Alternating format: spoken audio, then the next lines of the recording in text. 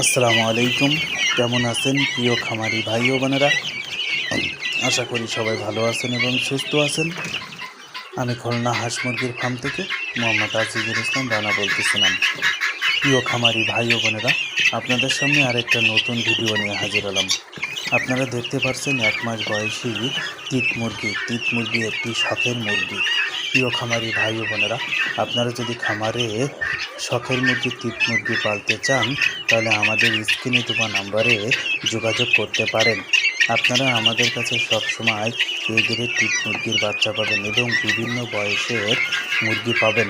প্রিয় খামারি ভাই ও বোনেরা, বাজারে কিন্তু তিত মুরগির চাহিদা অনেক বেশি এবং একটি লাভজনক ব্যবসা, এবং আপনারা আমাদের খামারের থেকে এসে বাচ্চা দেখে শুনে বুঝে বেছে নিয়ে যেতে পারবেন। আমরা বাংলাদেশের বিভিন্ন জেলায় বাচ্চা দিয়ে থাকি।